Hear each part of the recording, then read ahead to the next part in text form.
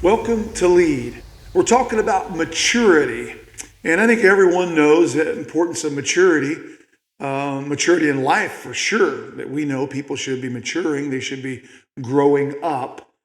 But we're talking about maturity in leadership. When that bleeds over into life, but maturity in leadership. And it's so important because sometimes we can, in our personal leadership, in a position of leadership, in leadership in leading others and around us, we can get to a place where we're static or we're stagnant and we're not growing.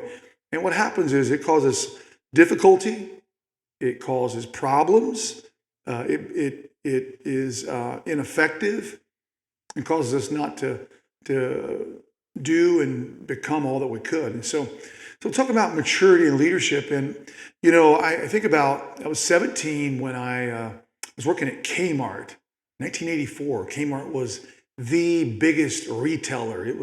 They were just big. Now they're not. There's a whole lesson of leadership there. But I remember I'd been there maybe 3 or 4 days working. I was working part-time in sporting goods. And the manager said, "Okay, I'm leaving. This will be your first night. You're in charge. It's all on you." And for a moment I thought, wow, like I'm glad they trust me. But then I'm also, well, I don't know if I know how to do this. And what I found as a 17-year-old, I'm really on task to make sure I was handling everything right. I remember this instant that I got called to the service desk up in front, and somebody had these worn out pair of tennis shoes. It looked like they'd been worn for 5 years, and they was wanting to return them or exchange them for a new pair. I said, "Listen, we're not going to exchange those. You've abused this." And I was just like, here I'm 17, I'm talking to some 35-year-old person like I'm an adult.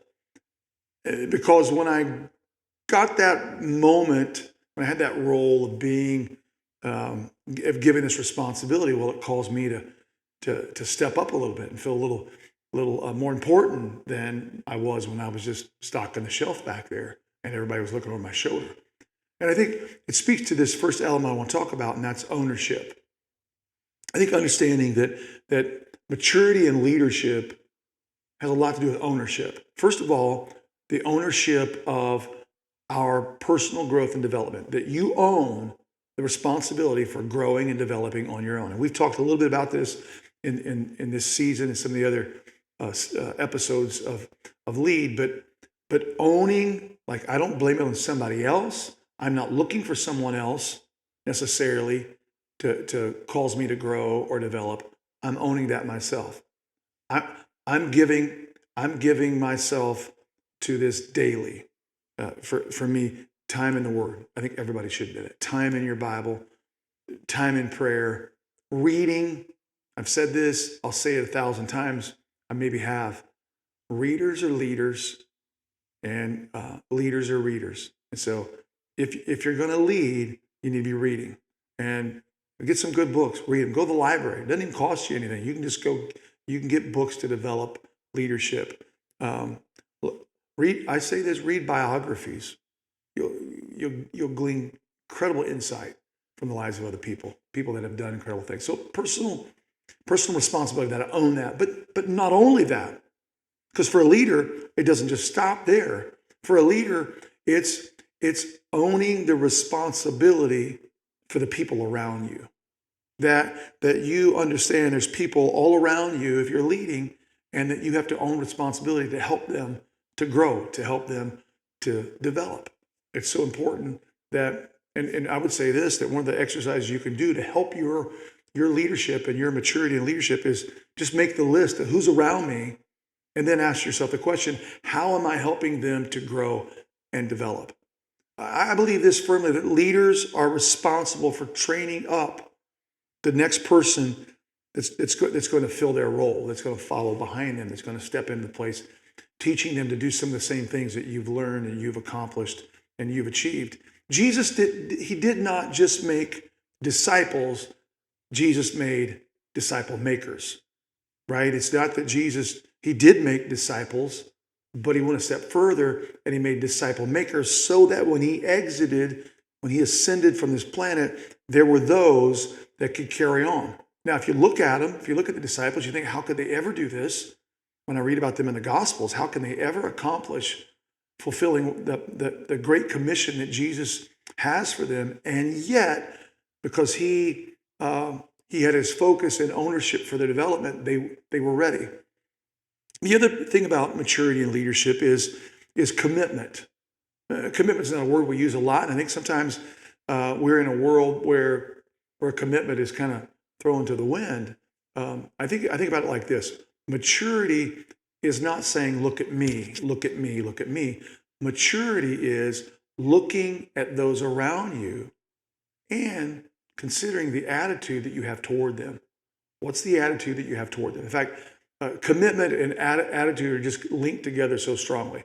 I mean, if you have the right attitude, then commitment can follow that attitude. If you make commitment, well, then it takes a good attitude to follow through on that commitment.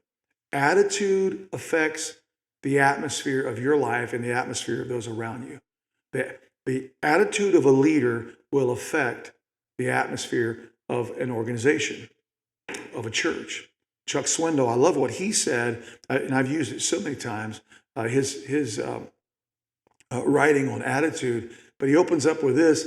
He says this, that the longer that I live, the more I realize the impact of attitude on life. And that's so true. And when it comes to maturing in leadership, I'd even take that to another level. The longer that I live, here's a realization for me, the longer that I live, the more I realize the impact of attitude, the attitude of a leader on others around them, right? That commitment means this, that I'm going to have an attitude that will impact for the good, for development, for growth, those that are around, that gather around. And so back to the ownership and commitment producing mature leadership. Well, if you're leading a family, it means that you take ownership for those that are in your family and that you have a right attitude in developing them. If you're leading people, if you're in a ministry, if you're serving in a business, are you developing those people? What's your attitude toward them? And is it one for growth and development to mature them? You mature as you help others mature. And then the other aspect of maturing in leadership is inspiration. And I love inspirational stories. I love to hear inspirational speakers. I think it's so powerful.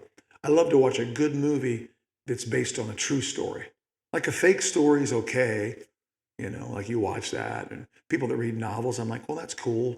I like to read real stuff because if I can get a picture of the real leader and understand, okay, what's humility look like in their life? Because humility, right? This is inspiring. Humility is the key to true inspiration, right? When I see someone lead and they lead with humility, well, that causes me to look at them and say, I value what you're doing. And it's the idea, it's inspirational, it's inspiring.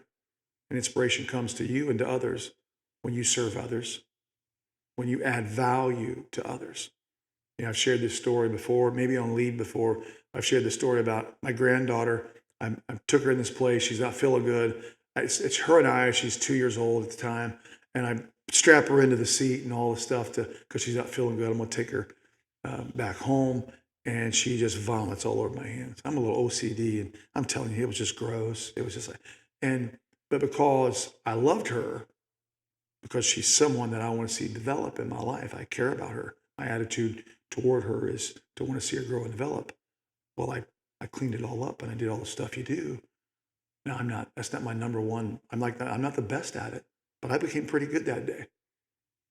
And I want to add value to people by speaking into their lives.